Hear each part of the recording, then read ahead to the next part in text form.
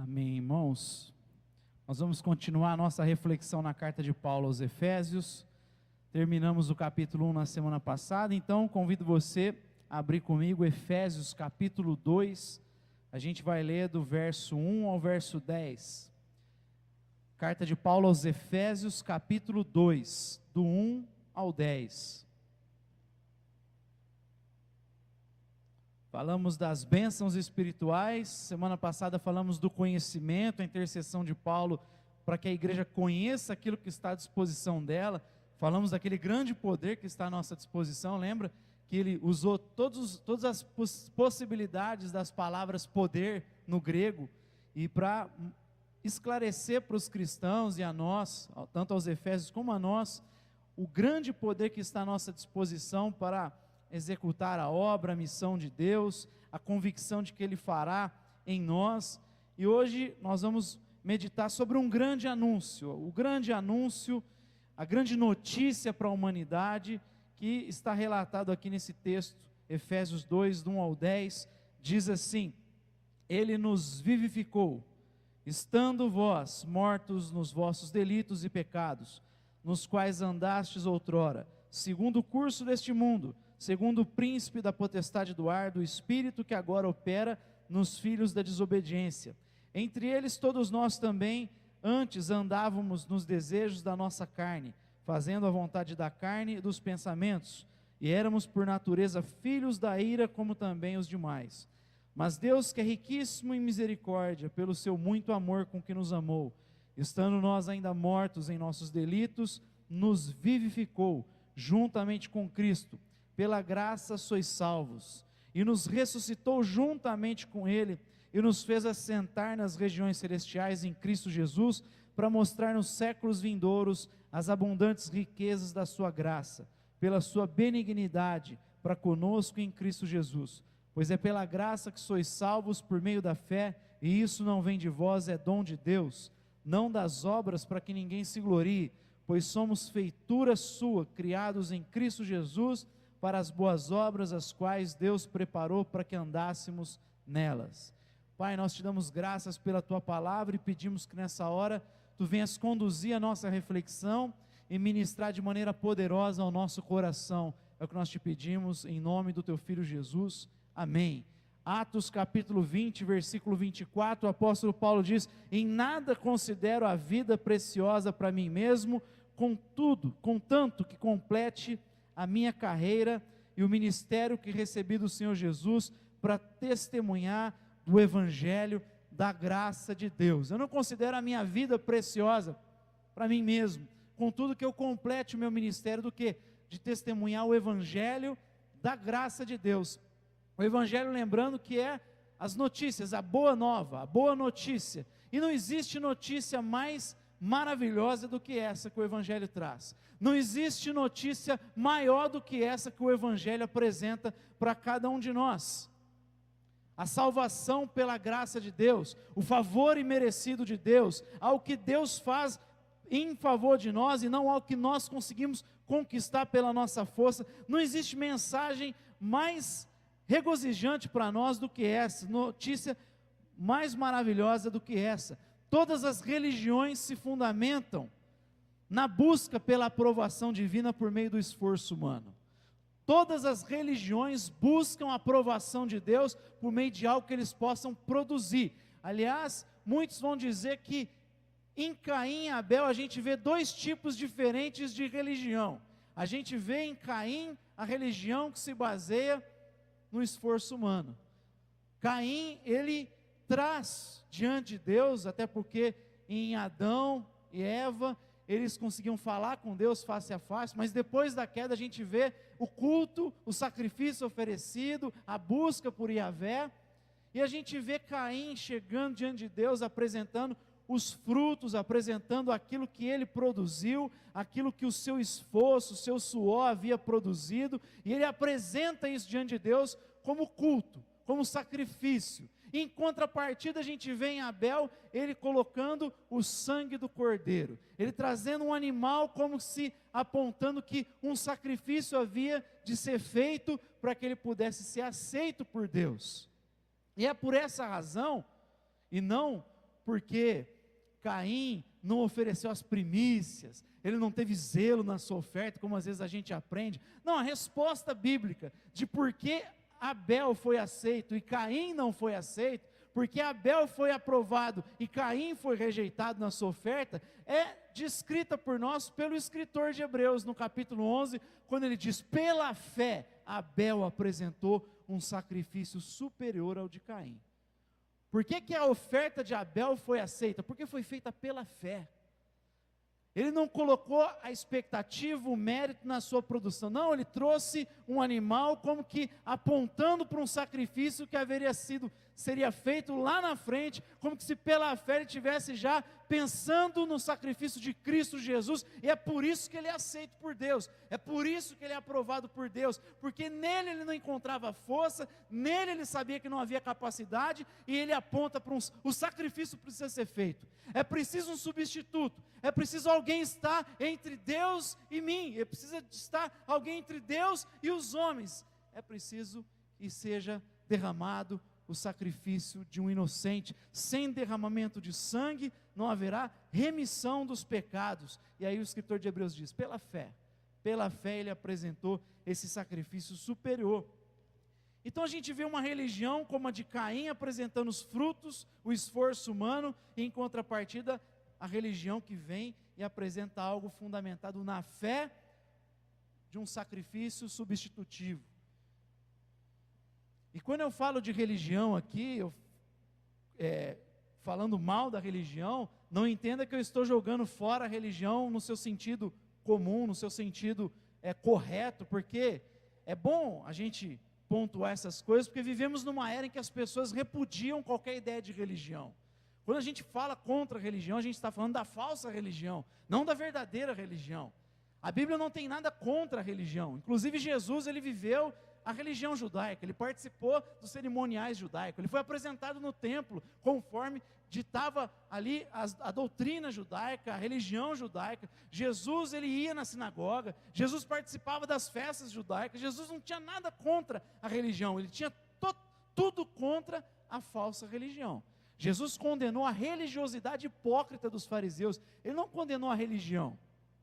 Nós vivemos em um tempo onde as pessoas rejeitam a religião no seu sentido qual? Formal, doutrina, estrutura que a gente aqui se organiza, a figura de papéis que o próprio Deus estabeleceu na sua palavra, e as pessoas buscam o quê? Espiritualidade, uma coisa livre, sem aquelas coisas da religião, a estrutura, a formalidade, a doutrina, mas isso é uma besteira. Primeiro porque o ser humano é religioso, a essência dele, nós somos homo-religiosos. A gente vai sempre buscar estabelecer um vínculo com o Criador, com a origem da vida, mesmo que a gente rejeite Deus, a gente vai procurar estabelecer esse vínculo a partir de alguma coisa, e a partir disso a gente vai estabelecer as nossas próprias doutrinas, se a gente repudiar a doutrina de Deus. Não existe não doutrina. O pessoal que bate na doutrina, ele vive uma outra doutrina. Pastor Jonas Madureira, ele diz: quem disse que não é dogmático aquele velho clichê, diga não aos dogmas? É tão dogmático quanto. Se você repudia os dogmas cristãos, você está estabelecendo os seus próprios dogmas, ou só está reproduzindo o pensamento de outra pessoa, geralmente da filosofia atual, pós-moderna. Não tem como você abandonar a doutrina. Então o ser humano, ele sempre vai viver dentro de alguma coisa que ele julga correto, e isso é uma doutrina, isso funciona como um sistema doutrinário. Então quando eu falo contra a religião, não entenda que eu estou jogando no barco toda a religião. Eu estou falando contra a falsa religião, porque foi contra isso que Jesus denunciou, que ele repudiou, mas a gente se fundamenta numa religião que está alicerçada na palavra de Deus, na revelação especial, e Paulo vai falar dessa comunicação do evangelho, essa boa notícia. E aqui nesse texto a gente vê pelo menos 4 formas diferentes de atuação no ser humano. Primeiro, Paulo vai falar da ação do pecado nas nossas vidas. Depois ele vai falar da ação de Deus por nós. Depois ele vai falar da ação de Deus em nós. E por fim ele vai falar da ação de Deus através de nós. Nesse texto aqui, nesses 10 versículos que nós lemos. Primeiro então, a ação do pecado em nós. E aqui no versículo 1, ele já vai dizer que a ação do pecado nas nossas vidas, implica o ser humano estar numa condição de morte. De morte. A expressão bíblica para o ser humano sem Deus é: vocês estavam mortos. Ou seja, não há a mínima possibilidade de você conseguir chamar a atenção de Deus através dos teus muitos jejuns, através das suas muitas orações, através da sua caridade, através da tua esmola, através da tua generosidade, através do teu esforço. Você não pode conseguir atrair a atenção de Deus para você, porque a expressão bíblica é: vocês estavam mortos, mortos nos seus pecados. Vocês não têm a mínima possibilidade em si mesmo de conseguir trazer o favor de Deus. Morte é exatamente para mostrar a falência humana, a incapacidade humana.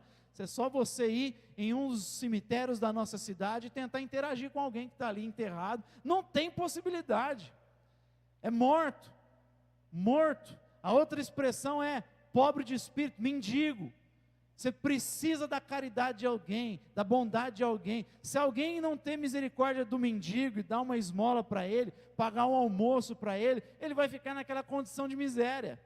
Ele é incapaz de sair daquela situação, e a expressão bíblica para nós é exatamente de incapacidade. Então Paulo diz: a ação do pecado em nós, ela se mostra nítida através do fato de que nós estávamos mortos. Decreta a nossa total falência. Mas aí ele vai dizer também que essa ação provoca um estado de rebeldia na humanidade. E essa rebeldia a gente se vê pelo fato de nós cedermos às pressões do mundo, às pressões da carne e às pressões do diabo. Os grandes inimigos do ser humano, os grandes inimigos dos cristãos: o mundo, a carne e o diabo. Nós estamos num estado de rebeldia, de rebelião contra Deus. Primeiro, quando nós nos adequamos às falsas doutrinas, às vãs filosofias. Quando Paulo, quando João, quando os outros autores falam de mundo, foge do mundo. Não é o mundo geográfico, não é o mundo no sentido do convívio com as pessoas, porque se assim fosse, a gente tinha que sair do mundo.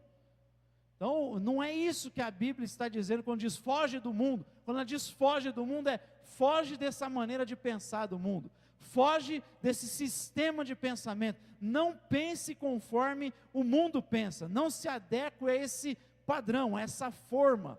Quando Paulo diz em Romanos 12, não vos conformai-vos com esse século, a palavra lá tem a ver com sistema, tem a ver com esquema. Existe um esquema e existe um sistema que tenta nos enquadrar, que tenta nos colocar dentro de uma forma. Pensa aí numa forma de bolo. Você quer fazer um bolo retangular, você quer fazer um bolo redondo, você pega uma forma redonda. E da mesma forma, o mundo tenta nos pressionar para viver dentro daquele padrão, daquele sistema fechadinho. Então, às vezes, eu acho até irônico as pessoas rejeitarem Deus e falar assim: tem que pensar fora da caixa. Não virou um clichê que é repetido aqui, desde a minha juventude eu ouço isso dentro da igreja: tem que pensar fora da caixa. Agora, muitas vezes esse pensar fora da caixa é um repúdio àquilo que o Evangelho apresenta, aquilo que a doutrina cristã apresenta, e esse fora da caixa, o cara está entrando dentro de uma outra caixa, que geralmente é esses sistemas e esses esquemas de pensamento que Paulo fala: foge disso. Então está cheio de gente nos nossos dias hoje, cedendo às pressões do mundo, e pensando conforme o mundo, e dizendo: pensa fora da caixa. Mas na verdade está pegando outra caixa e pensando dentro dela, e não a caixa, digamos aqui, do Evangelho, mas está usando a caixa dos sistemas desse mundo. A gente é pressionado nesse estado de rebelião para pensar como o mundo pensa, conforme os sistemas desse mundo, mas existe a pressão da carne. E aqui não é a nossa pele, não tem a ver com a nossa natureza caída, isso. Tem a ver com a satisfação do nosso ego, do nosso eu. Tem a ver com a gente colocar o nosso ego à frente de todas as coisas. A gente fazer a própria vontade. E é por isso que o Evangelho diz que é preciso ter uma conversão. Ou seja, você está andando, fazendo a tua própria vontade, e Jesus diz: se você quer me seguir, negue-se a si mesmo. Você precisa morrer para essa vontade. Você não pode ser o senhor da sua própria vida. Você não pode querer viver de maneira autônoma, ter autonomia. você fazia as suas próprias regras, estabeleceu as suas próprias normas. Você foi feito para viver dentro das normas de Deus e obedecer aquilo que Ele estabeleceu, porque só Ele sabe o que vai dar certo para a nossa vida. Se Ele criou o ser humano só vai dar certo se ele seguir esse padrão, essas normas. Mas a gente é inclinado a seguir o nosso próprio ego, a gente satisfazer a nossa própria vontade.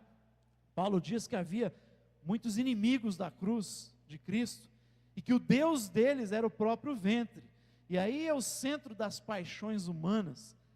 Paulo, quando fala desses inimigos, é gente que satisfaz o próprio ventre, as próprias paixões humanas. E a gente tem um inimigo que é o diabo, que se rebelou contra o Criador e arrastou a raça humana para esse estado de rebelião. E a grande tentação do diabo para nós, e ele é muito sutil nisso, inclusive Paulo vai dizer que ele aparece até como um anjo de luz, se disfarça de anjo de luz, para tentar persuadir os cristãos, para tentar ludibriar os cristãos. Quando ele aparece ali tentando persuadir Eva, o que ele faz? É justamente aguçar as paixões dela. Por que você vai fazer a vontade de Deus? Por que você não faz aquilo que vai trazer satisfação ao teu coração, ao teu ego, vai trazer prazer para você? A grande cilada do diabo para nós é: seja senhor da tua própria vida. Ele não vai aparecer persuadindo de outra forma que não seja essa. Ele só quer que você faça aquilo que bem entender. Ele quer que você siga as suas paixões, é isso que ele quer. E essa é a pressão que ele coloca sobre nós. É por isso que o maior inimigo, na verdade, somos nós mesmos. Na carta de Paulo aos Romanos, por exemplo, você vai ler os 16 capítulos, o nome do diabo aparece uma vez só, Satanás. O tempo todo, ali em vários capítulos, ele vai falar que o grande inimigo nosso é aquele que você vê no espelho todos os dias. Essa luta que é difícil para nós. Mas ele cita Satanás uma vez, e sabe o que ele fala lá? Que o Deus da paz esmagará Satanás com seu poder sobre os nossos pés. E às vezes a gente fica colocando a culpa no diabo em tudo, né? Não paga as contas, está no vermelho, é culpa do diabo. Isso aí é o diabo. A gente dá mau testemunho em casa, é o diabo, é o diabo. A gente é fácil jogar a culpa no diabo, porque é mais fácil jogar a culpa no diabo do que a gente tratar o nosso caráter e trazer ele à luz do Evangelho e permitir que o Evangelho mude e molde o nosso ser. É mais fácil jogar a culpa e falar: isso é culpa do diabo, é Satanás. Mas ele é um inimigo que tenta persuadir a fim de que a gente siga o nosso próprio coração, os nossos próprios apetites. Paulo vai falar também que o efeito do pecado em nós é nos deixar num estado de depravação. Nós fomos completamente afetados pelo pecado. Parte da igreja entende que a vontade humana caiu. A vontade humana foi afetada pelo pecado apenas. Mas quando a gente olha para a Escritura, a gente percebe que o ser humano foi afetado num todo. Inclusive a nossa razão precisa ser conduzida pelo Evangelho para entender as coisas como elas são, de acordo com o significado que Deus estabeleceu. A gente precisa da revelação, a gente precisa de iluminação do Espírito Santo. Então a nossa mente também foi afetada. Não foi só a minha vontade que caiu, tudo foi afetado. E é por isso que o ser humano não precisa de uma restauraçãozinha só. Deus não veio trazer uma reforma em nós.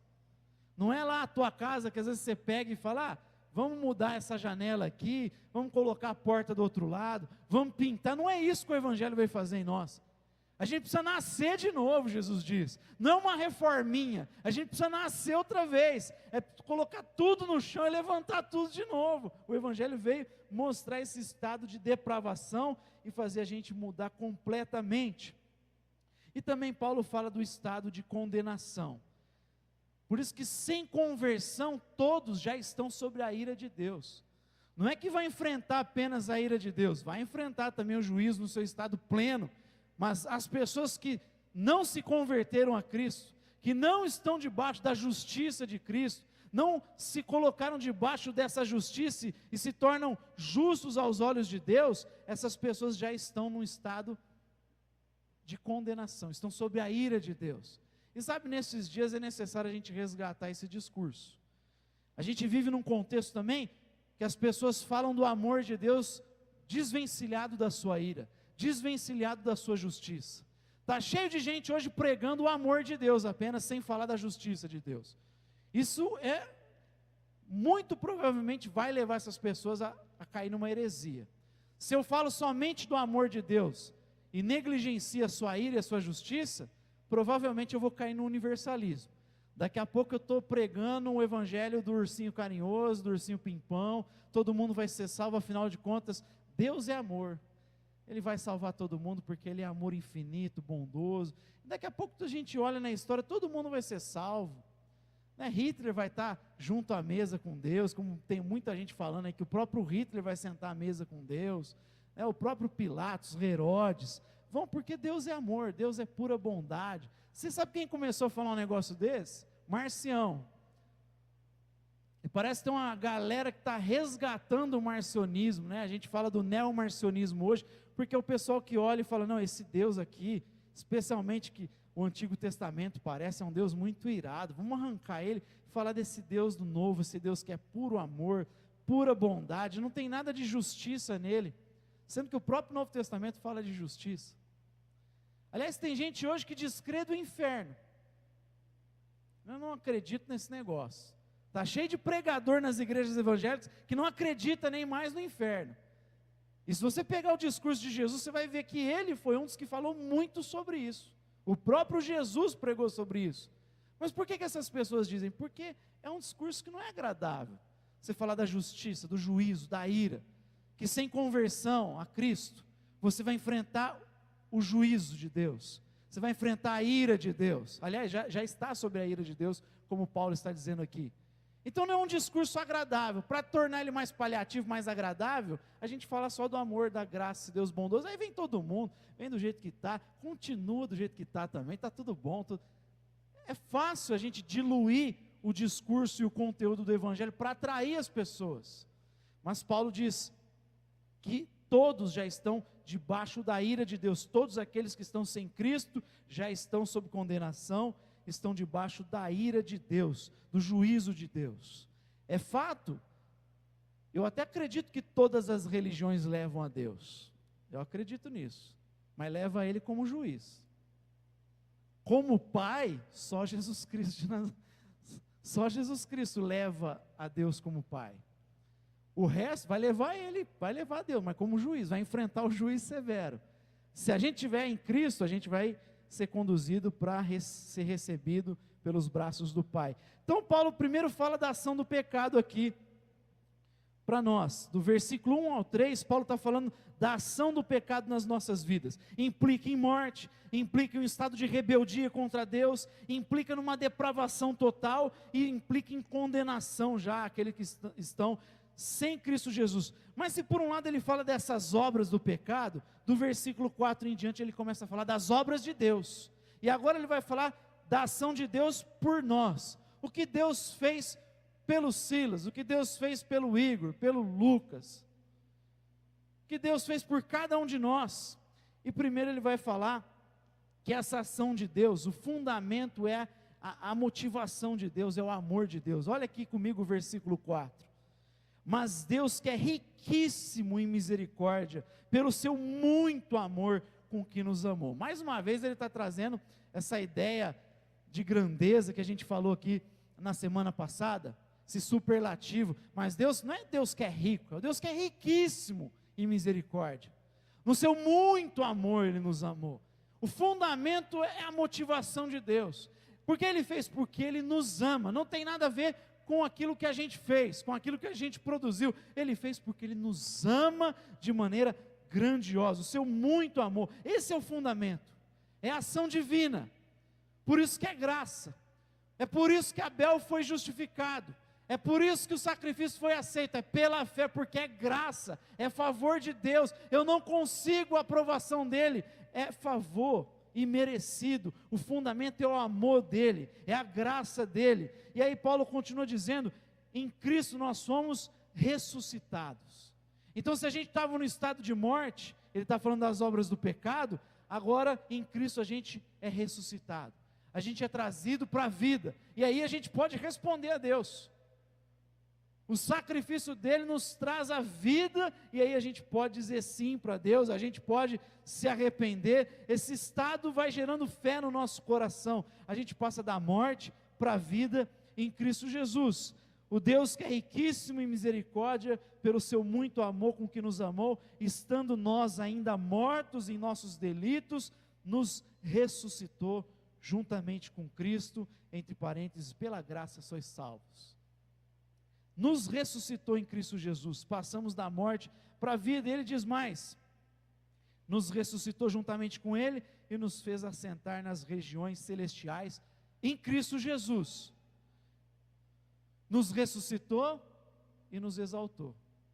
A gente falou aqui há 2 domingos sobre as bênçãos espirituais. Nós já fomos abençoados com todas as bênçãos espirituais nas regiões celestiais. Por quê? Porque nós estamos em Cristo Jesus.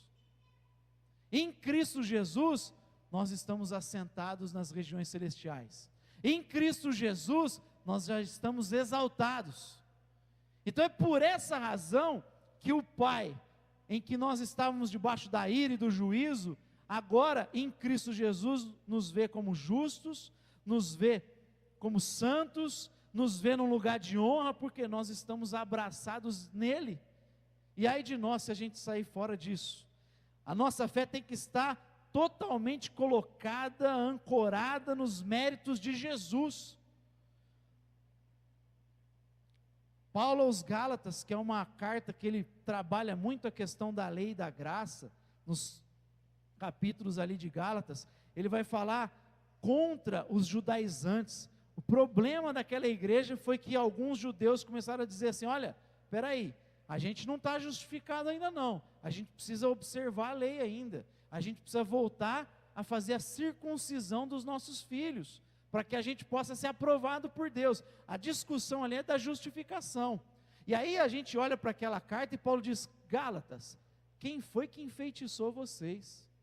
Espera aí, vocês começaram tão bem, eu preguei o evangelho aí, vocês entenderam que era graça, não tinha nada a ver com o que vocês fazem, não tem nada a ver com circuncisão, porque a verdadeira circuncisão não é feita na carne, é feita no coração, no interior pelo próprio Deus. Por que vocês são justos? Por causa do sacrifício de Jesus.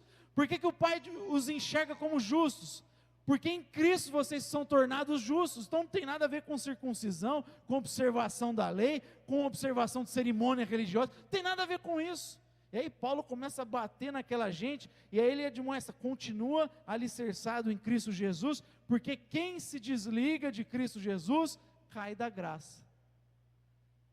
E a admoestação bíblica é, permaneça em Cristo Jesus até o fim, colocando a sua fé nos méritos de Jesus. Porque se a gente age dessa forma, pensa dessa forma, prossegue dessa forma, a gente nunca vai entrar em crise de consciência, de culpa. Será que Deus me aprova?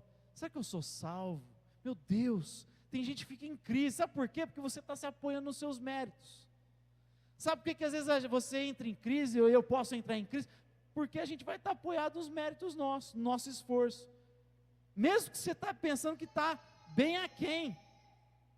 Não é só aquele que acha que se acha bom demais, presunçoso demais, mas aquele que se sente culpado demais é porque está apoiado também nos méritos dele, nos próprios méritos. Quando você coloca a sua fé nos méritos de Jesus, é por isso que o Evangelho fala, você experimenta a paz, a certeza de que foi reconciliado com Ele.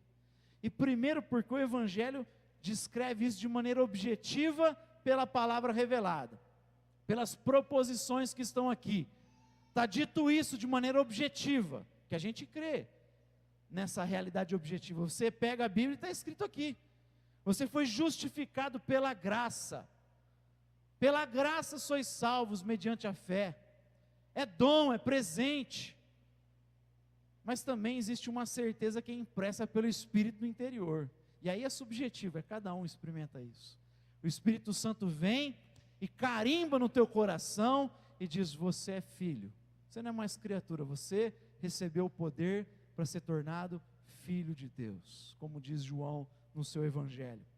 Então ele nos colocou num lugar de honra, nos exaltou em Cristo Jesus, e nos mantém em Cristo Jesus, nos preserva em Cristo Jesus, nos guarda em Cristo Jesus, para quê?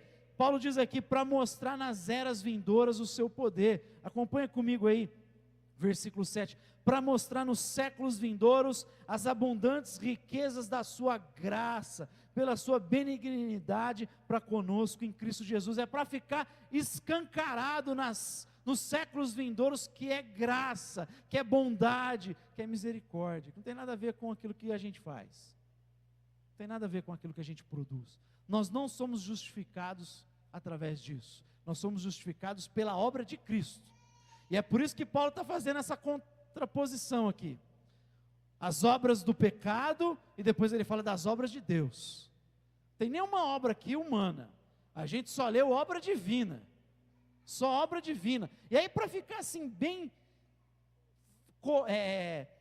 convicto isso no nosso coração, para ficar certo isso na nossa vida e na nossa mente, ele descreve aqui no versículo 8 e 9, pois é pela graça que sois salvos. Olha aí comigo, olha aí na sua Bíblia, verso 8. Esse é um dos versículos mais importantes para nós, especialmente como protestantes. Pois é pela graça que sois salvos por meio da fé. Aí na minha Bíblia tem um tracinho, não sei, na sua Bíblia. E isso não vem de vós. O que é que não vem de vós? O que é que não vem de vocês? Ué, está aqui antes. A salvação pela graça por meio da fé. Essa sentença não vem de você. A salvação não vem de você. E nem a fé vem de você. Paulo diz, é um dom de Deus. É uma dádiva. Por quê? Aí ele continua, versículo 9. Não das obras, para que ninguém se glorie. Para que ninguém bata no peito e acha, eu fiz por merecer. Para que você não se glorie nem da sua fé. Você achar que tem fé, esse incrédulo aí, porque isso aí vem de Deus. É uma dádiva, vem do alto, é um presente. A expressão aqui é um presente. É um dom, é uma dádiva. E aí ele deixa isso bem contundente para nós. Mas aí Paulo vai prosseguir. Então ele fala das obras do pecado, da ação do pecado em nós, e depois das obras de Deus, da ação de Deus por nós. O que que Deus fez por nós?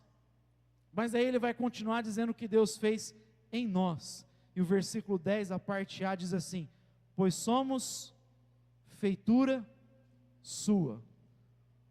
Está aqui, pois somos feitura dele. Essa palavra feitura, no grego, é poema. Nós somos o poema de Deus. Nós somos o poema de Deus. E aqui a gente pode pensar nessa imagem que Deus colocou em nós, e nessa imagem que a gente reflete com a queda também, porque a gente aprendeu a ser gente, nós aprendemos a viver conforme a imagem de Adão, do homem caído. Mas o grande chamado é a gente ser gente conforme Jesus de Nazaré. Isso aqui é um resumo de Paulo, de Pedro, quando ele chega na casa de Cornélio, ele fala assim: olha, Jesus andou por toda parte, fazendo bem a todas as pessoas, curando e libertando os oprimidos pelo diabo. João, na sua epístola, diz assim: quem afirma estar em Cristo deve andar como ele andou, deve viver como ele viveu. Aqui a gente está vendo a ação de Deus, que ele está escrevendo dia após dia em nós. A gente leu há pouco o que ele fez por nós, agora está lendo o que ele fez em nós, o que ele quer fazer nas nossas vidas. Você é o poema de Deus. O que Paulo está dizendo? Ele está escrevendo, aliás, ele já escreveu a nossa história. Ele já fez o ideal para nós. E qual é esse ideal de humanidade? É aquele que é escancarado em Jesus de Nazaré, manifestado no Filho. Por isso que Paulo mesmo vai dizer em Romanos, que a gente foi chamado a um plano, que ele nos predestinou para sermos conforme a imagem do seu Filho, a fim de que ele seja o primeiro entre muitos irmãos. Então a ideia é a gente refletir a imagem de Cristo Jesus, andar dia após dia, manifestar as obras de Cristo Jesus. E Deus nos criou para isso, para a gente ser gente como Jesus de Nazaré foi gente. Afinal de contas, Jesus veio mostrar Deus para nós e veio mostrar quem o homem deve ser, como o homem deve viver. E como eu falei há pouco, a gente só consegue viver de maneira correta se a gente seguir o manual do Criador. Não tem jeito da gente viver de maneira correta se a gente quiser descartar o manual do Criador. Só o Criador sabe o funcionamento das coisas, o funcionamento correto das coisas. Por isso que não dá para repudiar o que é casamento, segundo a Bíblia manifesta. Porque se você descartar o que a Bíblia fala de casamento, você não vai conseguir viver o ideal de casamento. Você vai viver sempre muito aquém, ou não vai dar certo. Vai divorciar, e por isso que muita gente está divorciando nesses dias. E é por isso que dentro da igreja a gente vê tanto divórcio hoje, porque os cristãos não querem mais adequar a sua vida ao manual. Está cheio de gente repudiando o ideal bíblico para casamento, porque começa a questionar o que a Bíblia diz, ou questionar o que a igreja prega, e está ouvindo aí várias vozes, está se adequando aos sistemas desse mundo que a gente falou há pouco. Não dá para ser gente, não dá para ter um casamento correto, não dá para ter uma família se a gente rejeitar as instruções e a orientação de Deus para nós. E por fim ele fala da ação de Deus através de nós. Ele vai começar o verso 10, somos poema de Deus, e aí ele diz, criados em Cristo Jesus, para as boas obras, as quais Deus preparou de antemão, para que andássemos nelas. Será que tem algum conflito aqui? Que a gente acabou de falar que não é por obras, e aí agora Paulo traz as boas obras de novo. Tem muita gente, e aliás ao longo da igreja tiveram alguns que tiveram problema com a carta de Tiago. O próprio Lutero chamou a carta de Tiago de epístola de palha, porque ele achava que de alguma forma Tiago estava falando alguma coisa contrária ao que Paulo dizia, porque Paulo diz que nós somos justificados pela graça, como a gente acabou de ler, e aí Tiago vem e começa a falar de boas obras, começa a falar que você tem que estender a mão e ajudar o necessitado, você não pode fechar o coração para aqueles que vêm pedir ajuda para você. Mas na verdade não tem conflito nenhum entre Paulo e Tiago, eles estão falando coisas diferentes, eles estão falando em contextos diferentes nas suas cartas. O que Paulo está falando aqui é contra a gente que se agarra nas obras para ser justificado. Aí ele diz, justificado é só pela fé, pela graça por meio da fé. E aí ele vai falar de Abraão, que foi justificado porque ele creu simplesmente, ele só creu, e por isso ele foi considerado justo por Deus. E quando Tiago fala e cita Abraão, ele não está falando de justificação, ele está falando de fé autêntica. Para ser justificado por Deus é fé, mas Tiago está falando da justificação que se mostra visível para os homens. Ele está falando de uma fé morta e uma fé viva.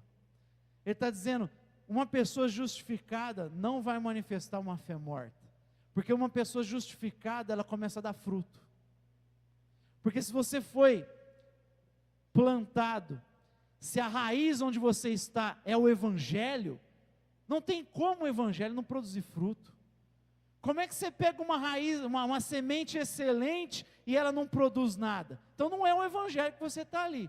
Se você está enraizado no Evangelho, não tem como não sair fruto, não tem como não dar fruto. Dá o fruto do Espírito, Gálatas, amor, amabilidade, está aí, né? Mansidão, humildade, fidelidade, alegria, amor, paz, fé. Mas também boas obras, você vai estender a mão para quem sofre, você vai ajudar o pobre, o necessitado, você vai manifestar a sua fé. Então, Tiago está falando de testificação da fé, e Paulo estava falando de justificação diante de Deus. Justificado pela graça por meio da fé, agora a gente vai produzir boas obras. Por quê? Porque Deus preparou isso antes. É dessa forma, como a gente falou há pouco, que a gente deve viver. Foi feito antes da fundação do mundo. Então não tem contradição nenhuma. Então quando a gente olha para esse texto, que na verdade é uma síntese do Evangelho. Você quer pregar o Evangelho para alguém assim, você vai pregar para uma pessoa, você tem alguns minutos para pregar para ela, se você quer resumir o Evangelho para ela, abre Efésios do capítulo 2, do 1 ao 10, você conseguir ali sintetizar o Evangelho.